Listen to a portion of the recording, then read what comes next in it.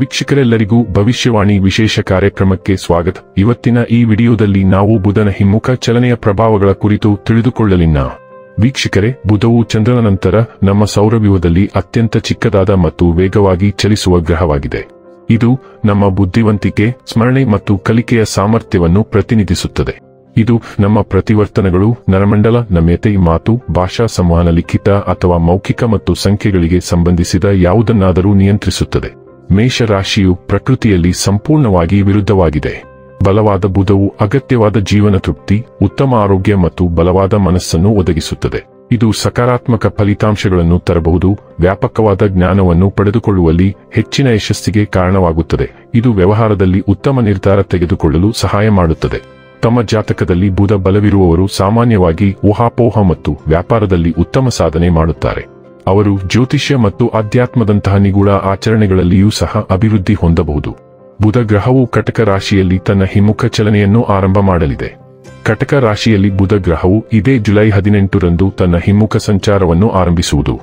ಕಟಕ ರಾಶಿಯಲ್ಲಿ ಬುಧ ಗ್ರಹವು 25 ದಿನಗಳವರೆಗೆ ಹಿಮ್ಮುಖವಾಗಿ ಚಲಿಸುವುದು.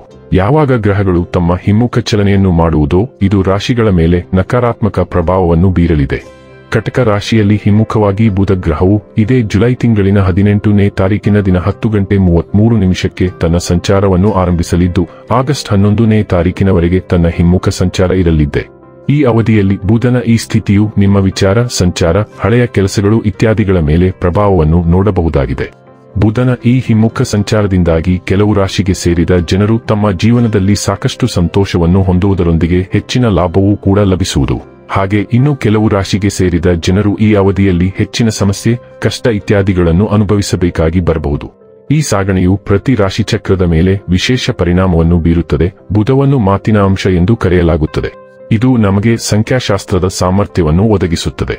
ಬುಧವು ನಮ್ಮ ಬುದ್ಧಿವಂತಿಕೆಯನ್ನು ನಿಯಂತ್ರಿಸುತ್ತದೆ ಮತ್ತು ನಮಗೆ ತಾರ್ಕಿಕ ಸಾಮರ್ಥ್ಯಗಳನ್ನು ಒದಗಿಸುತ್ತದೆ. ನಾವು ಏನನ್ನಾದರೂ ಎಷ್ಟು ಚೆನ್ನಾಗಿ ವಿಶ್ಲೇಷಿಸಬಹುದು ಎಂಬುದನ್ನು ಬುಧ ನಿರ್ಧರಿಸುತ್ತದೆ. ಬುಧ ಗ್ರಹವು ಭಯಾನಕ ಸ್ಥಿತಿಯಲ್ಲಿದ್ದರೆ ವ್ಯಕ್ತಿಯ ಮಾತು ಯಾರನ್ನಾದರೂ ವಿರೋಧಿಯನ್ನಾಗಿ ಮಾಡಬಹುದು. ಮತ್ತೊಂದೆಡೆ ಬುಧವು ಉತ್ತಮ ಸ್ಥಾನದಲ್ಲಿದ್ದರೆ ಒಬ್ಬ ವ್ಯಕ್ತಿಯು ತನ್ನ ಸುಂದರವಾದ ಪದಗಳನ್ನು ಇತರರನ್ನು ತನ್ನದಾಗಿಸಿಕೊಳ್ಳಬಹುದು. ಇದು ಬುಧದ ವಿಶಿಷ್ಟ ಗುರುತು. ವೀಕ್ಷಕರೇ, ಬುಧನ ಹಿಮ್ಮುಖ ಚಲನೆಯು ವೃಶ್ಚಿಕ ರಾಶಿಯ ಜಾತಕದವರ ಪಾಲಿಗೆ ಹೇಗೆ ಸಾಬೀತಾಗಲಿವೆ? ಯಾವೆಲ್ಲ ಪ್ರಭಾವಗಳು ಇಲ್ಲಿ ನಿಮಗೆ ಲಭಿಸಲಿವೆ ಮತ್ತು ಯಾವ ವಿಷಯವಾಗಿ ಇಲ್ಲಿ ನೀವು ಎಚ್ಚರಿಕೆ ವಹಿಸಬೇಕು ಅನ್ನೋದನ್ನ ನೋಡೋಣ. ಮಾಹಿತಿ ತಿಳಿದುಕೊಳ್ಳುವುದಕ್ಕೂ ಮುನ್ನ ನಮ್ಮ ವಿನಂತಿ ಎಂದರೆ, ನೀವಿನ್ನೂ ನಮ್ಮ ಚಾನೆಲ್ ಸಬ್ಸ್ಕ್ರೈಬ್ ಮಾಡಿಲ್ಲವೆಂದರೆ ದಯವಿಟ್ಟು ಈಗಲೇ ನಮ್ಮ ಚಾನೆಲ್ ಸಬ್ಸ್ಕ್ರೈಬ್ ಮಾಡಿ. ಜೊತೆಗೆ ನಿರಂತರ ವಿಡಿಯೋ ಅಪ್ಡೇಟ್ಸ್ಗಳಿಗಾಗಿ ಪಕ್ಕದ ಬೆಲ್ ಐಕಾನ್ ಕ್ಲಿಕ್ ಮಾಡಿ. ವೀಕ್ಷಕರೇ, ಬುಧ ಗ್ರಹದ ಹಿಮ್ಮುಖ ಸಂಚಾರವು ವೃಶ್ಚಿಕ ರಾಶಿಗೆ ಸೇರಿದ ಜನರ ಆರೋಗ್ಯಕ್ಕೆ ಸಂಬಂಧಿಸಿದಂತೆ ಸಾಕಷ್ಟು ಉತ್ತಮವಾಗಿರುವುದು. ಈ ಅವಧಿಯಲ್ಲಿ ನೀವು ನಿಮ್ಮ ದಿನಚರಿಗಳಲ್ಲಿ ಹೆಚ್ಚಿನ ಬದಲಾವಣೆಗಳನ್ನು ಹೊಂದುವಿರಿ. ಹಾಗಾಗಿ ಇದೇ ಜುಲೈ 18ರಿಂದ ವೃಶ್ಚಿಕ ರಾಶಿಗೆ ಸೇರಿದ ಜನರು ಯೋಗ, ವ್ಯಾಯಾಮ, ಧ್ಯಾನ, ವಾಕಿಂಗ್ ಇತ್ಯಾದಿಗಳನ್ನು ಮಾಡಿ. ಇದರಿಂದಾಗಿ ನಿಮ್ಮೊಳಗೆ ಸಕಾರಾತ್ಮಕ ಬದಲಾವಣೆಗಳನ್ನು ಹೊಂದುವಿರಿ ಮತ್ತು ನಿಮ್ಮ ಆರೋಗ್ಯವು ಸಾಕಷ್ಟು ಉತ್ತಮವಾಗಿರಲಿದೆ. ಈ ಸಮಯದಲ್ಲಿ ವೃಶ್ಚಿಕ ರಾಶಿಗೆ ಸೇರಿದ ಆರೋಗ್ಯ ಸಮಸ್ಯೆಗಳನ್ನು ಹೊಂದಿರುವ ಜನರ ಆರೋಗ್ಯದಲ್ಲಿ ಸಾಕಷ್ಟು ಸುಧಾರಣೆಯಾಗುವುದು. ಈ ಸಮಯದಲ್ಲಿ ನೀವು ಹೊರಗಿನ ಆಹಾರವನ್ನು ಸೇವಿಸದೇ ಇರುವುದು ಉತ್ತಮ. ಜೊತೆಗೆ ನಿಮ್ಮ ಆರೋಗ್ಯದ ಬಗ್ಗೆ ಹೆಚ್ಚಿನ ಗಮನ ನೀಡುವುದು ಒಳ್ಳೆಯದು. ನಿಮ್ಮ 8ನೇ ಮತ್ತು ಲಾಭದ ಮನೆಯ ಅಧಿಪತಿ ಬುಧ ಈಗ ನಿಮ್ಮ ಅದೃಷ್ಟ ಮನೆಯಲ್ಲಿ ಹಿಮ್ಮುಖವಾಗುತ್ತಿದೆ. ಅದೃಷ್ಟ ಮನೆಯಲ್ಲಿ ಬುಧನ ಸಂಚಾರವು ಅನುಕೂಲಕರ ಫಲಿತಾಂಶಗಳನ್ನು ನೀಡುತ್ತದೆ ಎಂದು ಪರಿಗಣಿಸಲಾಗುವುದಿಲ್ಲ. ಅಲ್ಲದೆ ಕರ್ಕ ರಾಶಿಯಲ್ಲಿ ಬುಧ ಹಿಮ್ಮುಖವಾಗಿರುವುದರಿಂದ ಅದೃಷ್ಟದ ಬೆಂಬಲ ದುರ್ಬಲಗೊಳ್ಳಬಹುದು. ಹಾಗಾಗಿ ನೀವು ಹೆಚ್ಚು ಶ್ರಮಿಸಬೇಕಾಗುತ್ತದೆ. ಲಾಭದ ಮನೆಯ ಆಡಳಿತ ಗ್ರಹವು ಹಿಮ್ಮುಖವಾಗುವುದರಿಂದ ಆ ಕೆಲಸಗಳಿಂದ ಲಾಭದಲ್ಲಿ ಸ್ವಲ್ಪ ವಿಳಂಬವಾಗಬಹುದು. ಆದ್ದರಿಂದ ಲಾಭ ವಿಳಂಬವಾಗಬಹುದು. ಆದ್ದರಿಂದ ನೀವು ತಾಳ್ಮೆಯಿಂದಿರಬೇಕು. ಹಣಕಾಸಿನ ವಿಷಯಗಳಲ್ಲಿ ಯಾವುದೇ ರೀತಿಯ ಅಪಾಯವನ್ನು ತೆಗೆದುಕೊಳ್ಳಬೇಡಿ.